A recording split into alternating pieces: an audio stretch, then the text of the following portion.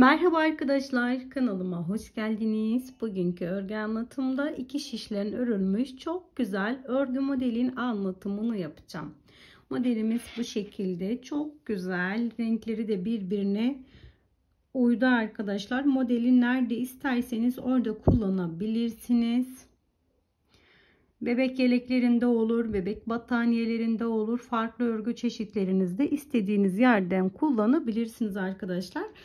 Modeli yaparken bebe ipi kullandım ve 3 numaralı şiş kullandım. Örgüm biraz daha tok dursun diye. Örgünüzü biraz daha biraz daha yumuşak isterseniz eğer şiş numarasını değiştirebilir veya benim gibi 3 numaralı şiş tercih edebilirsiniz. Şiş numaranızı elinizin sıklığına göre küçültüp büyütebilirsiniz arkadaşlar. Modelimiz 8'in katlarından oluşuyor. Ben kenar ilmekleri de 8 tane koyduğum için 8'in katlarından oluşturdum. Kenar ilmekleri farklı koymak isterseniz eğer istediğiniz gibi sayıları değiştirebilirsiniz. Ara ilmeklerimiz için 8'in katları yeterli olacaktır. Modeli yapmak için ihtiyacım olan sayı, ben şöyle 3 tane model üzeri kurmak istiyorum. Dilediğiniz kadar yapabilirsiniz. Ben 24 tane ilmeklerimi atarak başlıyorum. Yine aynı şekilde 3 numaralı şiş tercih ediyorum. Tekrar ediyorum. Elinizin sıklığına göre şiş numarasını küçültüp büyütebilirsiniz. Elimde bu küçük ipler var. Model yapmak için bunları kullanıyorum. Öncelikle koyu renkli ipimle ilmeklerimi atıyorum. Bu kadar ipimi ayırdım. Orta kısmına bir tane düğüm attım. İlmeklerimi ben bu şekilde başlıyorum arkadaşlar. Siz nasıl biliyorsanız, size kolay gelen yöntem hangisi, onu tercih edebilirsiniz. Kısa bırakmış olduğum ipimi bu şekilde buraya bıraktım. Bu iki parmağımı arasına yerleştiriyorum. İlmeğimi attım.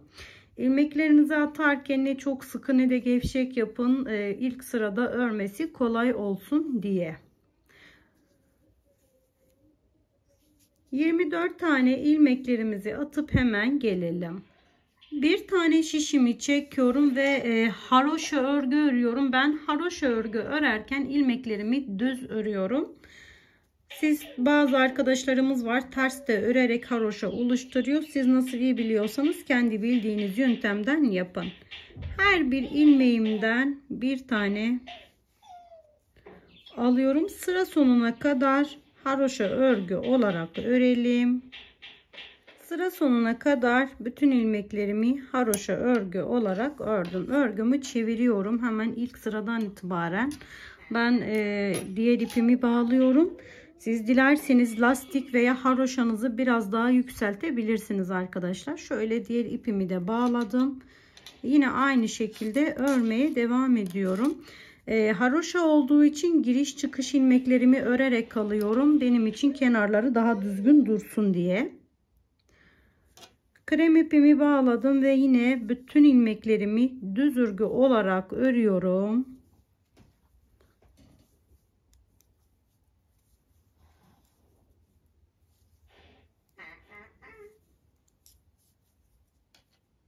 Sonuna kadar hepsini haroşa örgü olarak ördüm.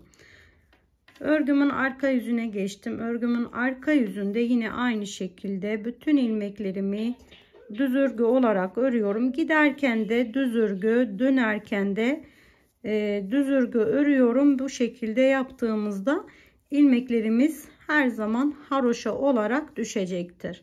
Sıra sonuna kadar gidelim. Sıra sonuna geldim. Böylece kremlerde bir diş haroşamız oldu.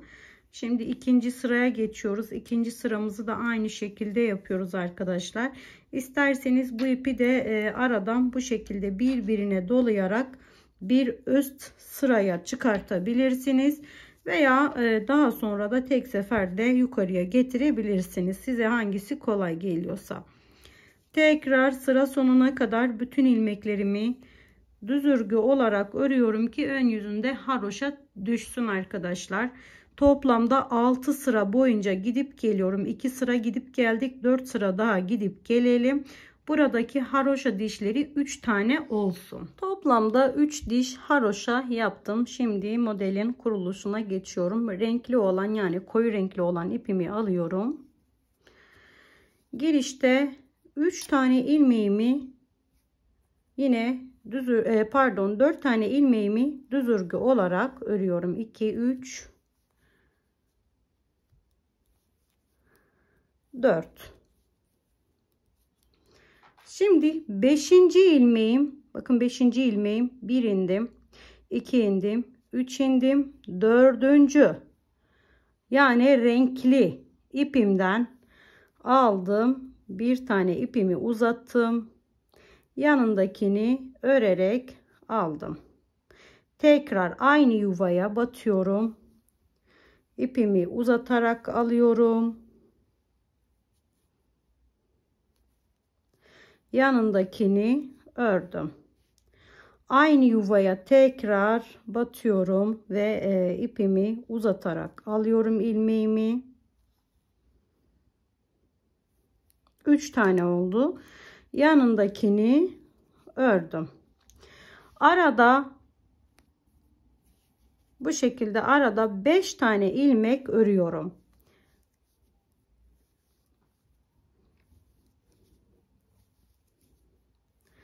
Aradan 5 tane ilmeğimi ördüm arkadaşlar. Bakın 5 tane ilmeğimi ördüm. 6. ilmeğimi yine 1 2 3 atlıyorum. 4. sıra, yani renkli olan ipimden alıyorum. 1 tane ördüm. Tekrar aynı işlem. 2 1 tane ördüm. Tekrar aynı işlem. 3 yine 5 taneyi örüyorum. 1 2 3 4 5. Tekrar 6. ilmeğimi, bakın baştaki değil, 2 değil, 3. değil, 4. yani bu şekilde sizin de gördüğünüz gibi renkli sıraya iniyorum. İpimi uzattım. 1 ördüm. Tekrar aynı yuvaya ipimi uzattım. 1 ördüm. Tekrar aynı yuvaya ipimi uzattım. Toplamda 3 tane oldu. Kenarda 4 tane ilmeğimiz kaldı arkadaşlar. 1 2 3 4. 4'ünü de ördüm. Böylece birinci sıramızı bitirmiş olduk. Örgümüzün arka yüzüne geçiyorum. Her zaman ben giderken de dönerken de haroşa örgü olarak örüyorum. Şimdi yine kenardaki 4 tane ilmeğimi haroşa örgü olarak ördüm. Burada bir örmüştük, bir de aşağıdan çıkartmıştık. İkisini birlikte, bakın burada 2 tane ilmeğimiz var. 1 ve 2 sırasına göre hangisi geliyorsa onu alıyoruz. Ördüm. Tekrar ikincisi ve üçüncüsü de aynı şekilde geldi ve son 3'ün 2'ni birlikte ördüm. Buradaki çiftlerimizi tek ilmek olarak ördük. Şimdi arka yüzü bu şekilde, ön yüzü de böyle arkadaşlar. Arada 4 tane ilmeğimiz var. Bir tane ilmeğimiz, 5 tane ilmeğimiz vardı. Bir tanesi buradaki iplerle beraber ördük. O yüzden 4 tane kaldı burada. 1 2 3 4 tanesini ördük. Tekrar çiftlere geldik. Hangisi nasıl geliyorsa sırasına göre 1 2 üçüncüyü buradaki 5'lerden alıyoruz. Zaten o şekilde denk geliyor.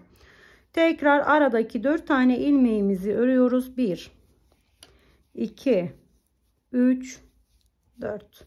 Yine çiftler geldi. Geldiği gibi hangisi öndeyse sırasına göre 3'ünü de ördük ve kenarda 3 tane ilmeğim kaldı. Böylece modelin birinci sırası tamamen bitmiş oldu. İkinci sıraya geçiyoruz. Tekrar model aynı şekilde örülüyor. Sadece ilmeklerimizin yerleri kalıyor. Yine krem olan ipimle bu şekilde hemen girişteki ilmeğimi ördüm. Sıra sonuna kadar hepsini krem ipimle örüyorum. Toplamda 6 sıra. Haroşa dişi olarak ise 3 diş haroşa olana kadar gidip gelelim. Evet arkadaşlar, tekrardan 3 sıra haroşa ördük. Şimdi modelimizin yerlerini, yani örgümüzün yerlerini kaydıracağız. 5 tane ilmeğimiz var ya, 5. yani ortadaki ilmeğimizi kullanacağız. Onun için öncelikle şöyle kenardan renkli ipimi, koyu renkli ipimi aldım. 1 2 3 4 5 6 7 tane ilmeklerimi ördüm. Hatta 8 tane örmem gerekiyor. Evet, 8 tane ilmeklerimi ördüm. Modelimizin yeri kayacağı için ilk sırada 4 tane örmüştük. Bu sırada ise 8 tane örüyoruz. Bakın tam ortadaki ilmeğe gelmişiz. 2 tane sağda, 2 tane solda, orta ilmeğimiz var burada. 9. ilmeğimden 1 2 3 değil, renkli sırama iniyorum. Tekrar renkli sıramdan ilmeğin içinden alıyorum. Bakın renkli ilmeğimden 1 aldım, 1 ördüm. Aynı yuvaya tekrar, bunu alırken biraz beni zorluyor. Eğer siz de benim gibi zorlanırsanız tığınızdan yardım bile alabilirsiniz. Bakın arkadaşlar, bu şekilde hatta daha kolay oluyor. Şöyle hemen tığınızda yardım alıp üzerine koyabilirsiniz. Tekrar sıradakini ördüm ve yine aynı yuvadan bir tane daha aldım. Toplamda 3 tane yaptım. 4-5 tane ilmeğimiz var. Geri dönüşte buradaki ilmeğimizi de kullanıyoruz. Bunu biliyorsunuz. Tekrar aradaki 1 2 3 4 5 taneyi ördüm. 6. ilmeğim bu sefer. Bakın bu sefer 6. ilmeğime iniyorum. Şöyle renkliden indim. Modeli yapıyorum. 1 ipimi uzattım. Hemen yanındakini ördüm. Tekrar aynı. 2 yanındaki ilmeğimi ördüm. Yine aynı. 3 tane yaptım. Ve kenarda 7 tane ilmeğim kaldı. 1 2 3 4 5 6 7. Bu şekilde bu sırayı da yaptım arkadaşlar. Tekrar örgümü çevirdim. Bir önceki renkli sırada yaptığımızın aynısını yapacağız. Girişte bütün ilmeklerimi haroşa olarak örüyorum. Yine kenardaki 7 tane ilmeklerimi örüyorum. 7 tane kenar ilmeğimi ördüm. İlk çifti 1 2 çifti, ikinci çiftim böyle 2 ve üçüncü çiftimi aldım. Arada 4 ilmeğim kalıyor. 1 2 3 4. Tekrar ilk çifti aldım. İkinci çift ve üçüncü çift. Kenarda 7 tane ilmek kaldı. 7'sini tek tek haroşa örgü ördüm. Modelimizin ikinci tekrarını da bitirmiş olduk arkadaşlar. Bakın böyle. Arka yüzü, bu da ön yüzü. Model sürekli 2 sıranın tekrarından oluştuğu için öncelikle birinci tekrarımızı yaptık. 3 tane model üzeri. İkinci tekrarımızı yaparken 2 modelimizi kurduk. Şimdi tekrar 6 sıra boyunca gidip geliyoruz. 3 diş haroşa olacak ve birinci modeli tekrar ediyoruz. Öncelikle 4 tane ilmek örüyoruz. 5. ilmeğimizi yine model kuruyoruz. 5 ilmek atlıyoruz, örerek geliyoruz. 6. ilmeğe model kuruyoruz. 5 ilmek örüyoruz. Tekrar 6. ilmeğe model kuruyoruz arkadaşlar. Bir de büyük parçadan göstermek istiyorum. Bakın bu şekilde. Sadece 2 sıranın tekrarından oluştuğu için birinci tekrarımız böyle. İkinci tekrarımız aralara model kuruyoruz.